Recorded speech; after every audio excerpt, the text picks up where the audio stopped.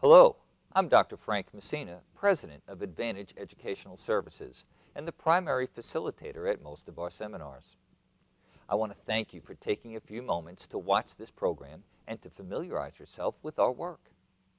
You know, we say this to many of our clients. No matter what business you're in, we're all in the communications business. So, I'd like to share with you two excerpts taken from a communications seminar I recently did in Lexington, Kentucky. Excerpt number 1 comes from a portion of the program I refer to as the 2 foundational principles of communication.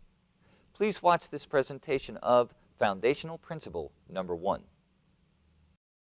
Okay, we're going to start here, the basics of communicating with people, and before we start on the real content, all that's kind of introductory.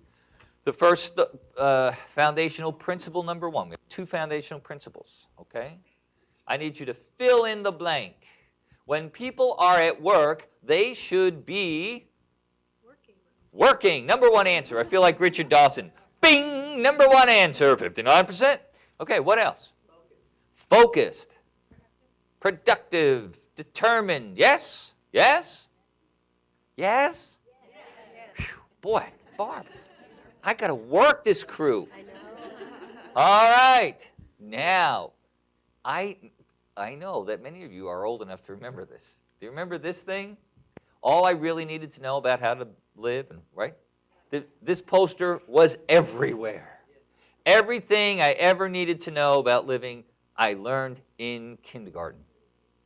And it's true. I mean, just the simple things. If you make a mess, clean it up. If you borrow something, bring it back. Just, you know, the nice things, all the things we teach. Oh, girls, we should share. Right? Right? We do that. Then when we work in our adult work life, is that how it is? No! No! Paula Ann won't let anybody touch her stapler. Okay. So, I want to proudly tell you this. I thunk this up myself. When people are at work, they should be nice. Nice. Now, remember this. Why do we come today? To be more effective. Put your fingers up. I need to drill this in. To be more effective. I'm here to train you to be more effective. So why am I telling you to be nice? Because people who are nice are more effective. Now, there are people who bristle at that thought. They bristle. Or they ask me, trying to be nice to me, they say, can you be too nice? Too nice. And I say, absolutely not. Let's make believe that Stephanie is a salesperson, okay, whose numbers are not good enough. She's not selling enough. Stephanie, I love your efforts. And I know how important this job is to you. I know your husband's not making a whole lot of money right now. You got 3 kids to support. You have 13 kids to support. Right? Right? I know how important this job is for you. But your sales numbers are just not high enough. And if they're not high enough by next week, I am going to have to let you go. Was I being nice? Yes, I was being nice. I dealt with her as a human. I recognized how important this job was to her, and not just globally important. I mean, I knew she has kids to feed, and her husband's not making a whole lot of money right now. But did I not set the highest possible standard? Could I not have walked in and said, Stephanie, I don't know what the heck you're thinking. Why don't you use your dang brain? If those numbers are not up by next week, you're out of here. I grew up in New York. Was that content any higher than my first content? The content was both. Get your numbers up or I'm going to have to let you go. See, what happens is people misconstrue that. They think being nice is like, well, okay, Stephanie, but we sure like it if you really try to get those numbers up. That's not being nice. She's going to get fired, right? Nice is treating her like a human. All day long, I'm going to do this. Style, versus content.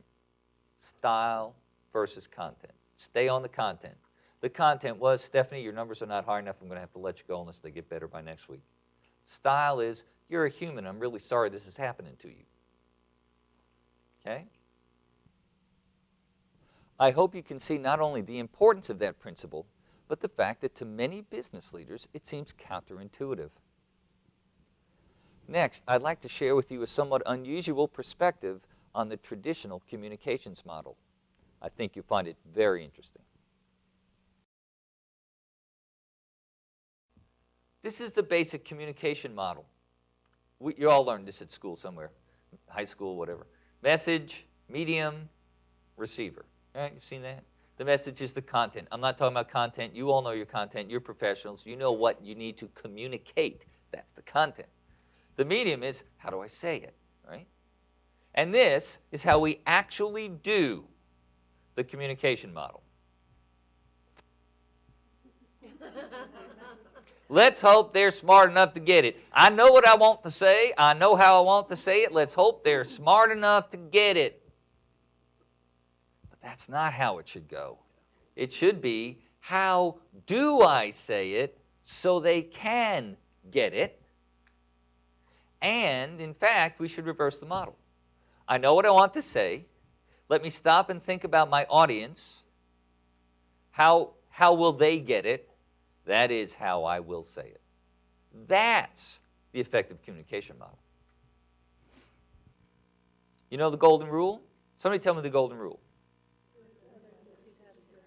Do unto others as you would have them do unto you.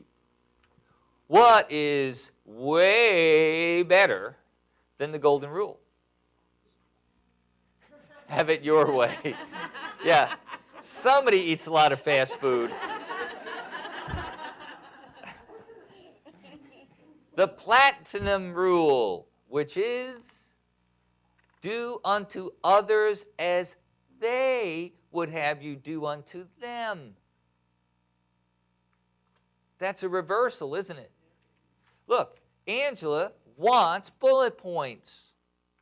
So according to the golden rule, she should come and give Paula bullet points saying, well, that's what I would want. I'll treat you just like I'd like you to treat me. That's not as good as, I will treat you the way you want to be treated. I will communicate to you in a style that works for you. That's the platinum rule. That's a big turnaround, isn't it? It's a big turnaround in your mind. All right, let's practice. Fingers up. And what do we say? Okay.